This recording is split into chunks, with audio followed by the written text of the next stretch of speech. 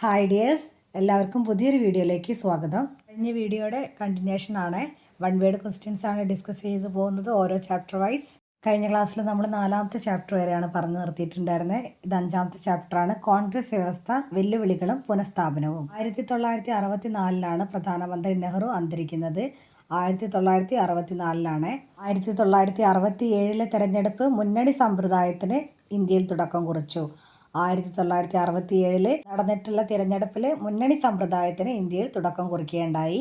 1969 കോൺഗ്രസ് പിളർന്നു. 1969 കോൺഗ്രസ് പിളർന്നു. ഇന്ദിര ഹട്ടാവോ എന്ന പ്രതിപക്ഷ മുദ്രാവാക്യത്തിന് പകരം പ്രസിദ്ധമായിട്ടുള്ള ഗരീബി ഹട്ടാവോ എന്ന മുദ്രാവാക്യമാണ് ഇന്ദിരാഗാന്ധി മുന്നോട്ട് വെച്ചത്. ഇന്ദിരാഗാന്ധി മുന്നോട്ട് വെച്ച മുദ്രാവാക്യം ഏതാ? ഗരീബി ഹട്ടാവോ. നിയമസഭാംഗങ്ങളുടെ നിരന്തരമായ കൂറുമാറ്റങ്ങളെ സൂചിപ്പിക്കാൻ ആവിഷ്കരിച്ച ശൈലിയാണ് ആയാറാം ഗയാറാം.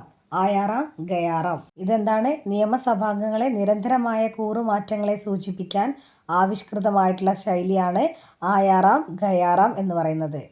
6ാമത്തെ ചാപ്റ്ററാണ് ജനാധിപത്യ സംവിധാനം പ്രതിസന്ധിയിൽ.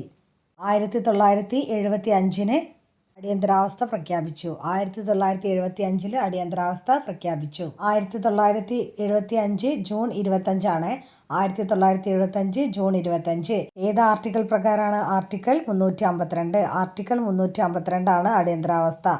ആർട്ടിക്കിൾ 352. ആരാണ് അടിയന്തരാവസ്ഥ പ്രഖ്യാപിച്ചത്? രാഷ്ട്രപതി ഫക്രുദ്ദീൻ അലി അഹമ്മദ്. ആരാണ് അടിയന്തരാവസ്ഥ പ്രഖ്യാപിച്ചത്? ഫക്രുദ്ദീൻ അലി അഹമ്മദ്. 1975 ജൂൺ 25 അടിയന്തരാവസ്ഥ പ്രഖ്യാപിച്ചത്. 1975 അടിയന്തരാവസ്ഥയിലെ അധികാര ദുർവിനിയോഗം, അമിതാധികാര പ്രയോഗം, തെറ്റായ നടപടികൾ എന്നിവയെക്കുറിച്ച് അന്വേഷിക്കുന്നതിന് വേണ്ടിയിട്ട് സുപ്രീം കോടതി ജഡ്ജിയായിരുന്ന JC ഷാ അധ്യക്ഷനായിട്ടാണ് ഷാ കമ്മീഷൻ നിയോഗിക്കപ്പെട്ടത്.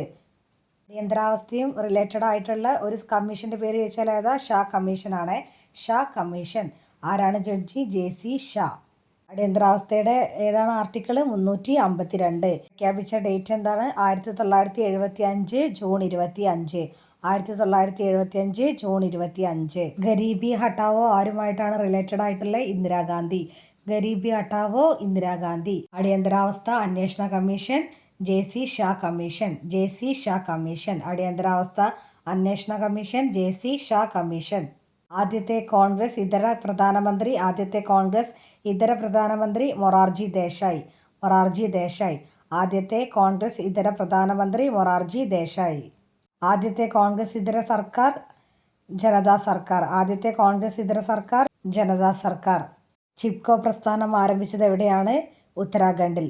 ചിപ്കോ പ്രസ്ഥാനം ഉത്തരാഖണ്ഡ്. ദളിതുകൾ അവരുടെ ആവശ്യം ഉന്നയിക്കുന്നതിന് വേണ്ടി മഹാരാഷ്ട്രയിൽ രൂപീകരിച്ച സംഘടന ദളിത് പാന്തേഴ്സ്. ദളിതുകൾ അവരുടെ ആവശ്യങ്ങൾ ഉന്നയിക്കുന്നതിന് വേണ്ടിയിട്ട് മഹാരാഷ്ട്രയിൽ രൂപീകരിച്ച സംഘടനയാണ് ദളിത് പാന്തേഴ്സ്. ചാരായ വിരുദ്ധ പ്രക്ഷോഭം നെല്ലൂർ ജില്ലയിലാണ് നടന്നത്. ആന്ധ്രാപ്രദേശിലെ നെല്ലൂർ ജില്ലയിൽ. സർദാർ സരോവർ പദ്ധതിക്കെതിരായി തുടങ്ങിയ ജനകീയ പ്രക്ഷോഭമായിരുന്നു നർമ്മദ ബച്ചാവോ ആന്തോളൻ. 1990 വിവരാവകാശ നിയമത്തിന് വേണ്ടി പ്രക്ഷോഭം നടത്തിയ സംഘടനയായിരുന്നു മസ്ദൂർ കിസാൻ ശക്തി സംഗഠൻ. 1990 വിവരാവകാശ നിയമത്തിന് വേണ്ടിയിട്ട് പ്രക്ഷോഭം നടത്തിയിട്ടുള്ള സംഘടനയായിരുന്നു മസ്ദൂർ കിസാൻ ശക്തി സംഗഠൻ. തീവ്രവാദികളെ ക്ഷേത്രത്തിൽ നിന്നും തുരത്താൻ കേന്ദ്രം ഒരു സൈനിക നടപടിക്ക് ഉത്തരവിട്ടു. അതാണ് ഓപ്പറേഷൻ ബ്ലൂ സ്റ്റാർ. തീവ്രവാദികളെ ക്ഷേത്രത്തിൽ നിന്നും തുരത്താൻ കേന്ദ്രം സൈനിക നടപടിക്ക് ഉത്തരവിട്ടു. അതെന്താണ്? Operation blue star. 1984 October 31 Indira Gandhi സിഖുകാരനായ സ്വന്തം അംഗരക്ഷകരാൽ കൊല്ലപ്പെട്ടു. എന്നാണ് ഇന്ദിരാഗാന്ധി കൊല്ലപ്പെട്ടത്? 1984 ഒക്ടോബർ 31. 2019 കേന്ദ്ര ഗവൺമെന്റ് ആർട്ടിക്കിൾ 370 പ്രകാരം കാശ്മീരിന് നൽകിയ പ്രത്യേക പദവി എടുത്തുകളഞ്ഞു. 2019 കേന്ദ്ര ഗവൺമെന്റ് ആർട്ടിക്കിൾ 370 പ്രകാരം കാശ്മീരിന് നൽകിയ പ്രത്യേക പദവി എടുത്തുകളഞ്ഞു. കാശ്മീർ പ്രധാനമന്ത്രിയായിരുന്നത് ഷെയ്ഖ് അബ്ദുള്ള ആയിരുന്നു. ആ സമയത്ത് കാശ്മീർ പ്രധാനമന്ത്രി ഷെയ്ഖ് അബ്ദുള്ള.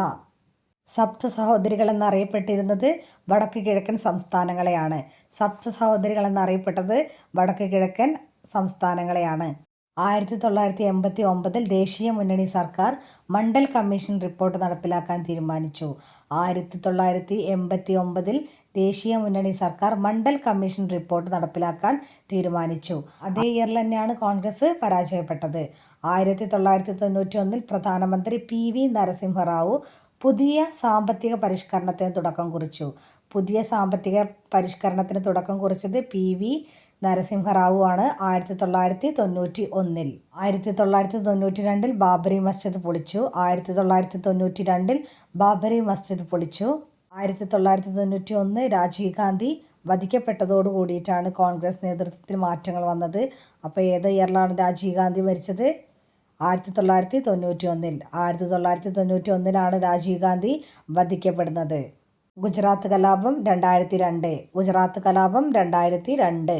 രണ്ടാം ലോക മഹായുദ്ധത്തിൻ്റെ അന്ത്യത്തോടു കൂടിയിട്ടാണ് ശീതസമരം ആരംഭിക്കുന്നത്. ശീതസമരം ആരംഭിക്കുന്നത് രണ്ടാം ലോക മഹായുദ്ധത്തിൻ്റെ അന്ത്യത്തോടു കൂടിയിട്ടാണ്. സോവിയറ്റ് യൂണിയനും അമേരിക്കയും തമ്മിലായിരുന്നു ശീതസമരം. അമേരിക്കയും സോവിയറ്റ് യൂണിയനും തമ്മിലായിരുന്നു ശീതസമരം.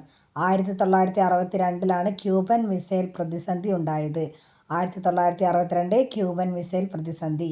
1962 ക്യൂബൻ മിസൈൽ പ്രതിസന്ധി. ക്യൂബൻ മിസൈൽ പ്രതിസന്ധിയുടെ കാലഘട്ടത്തിൽ അമേരിക്കയുടെയും സോവിയറ്റ് യൂണിയൻ്റെയും നേതാക്കൾ എന്ന് പറയുന്നത് ജോൺ F കെന്നഡിയാണ്. USAയുടെ USSRൻ്റെ നേതാവ് നികിത ക്രുഷ്ചേവ് ആണ്. Nikita Khrushchev.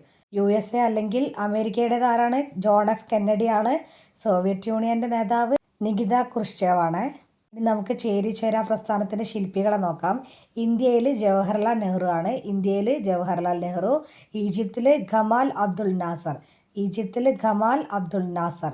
യുഗോസ്ലോവാക്യ Marshal Tito. Yugoslavia Marshal Tito. ഇന്തോനേഷ്യയിൽ സുകാർണോ.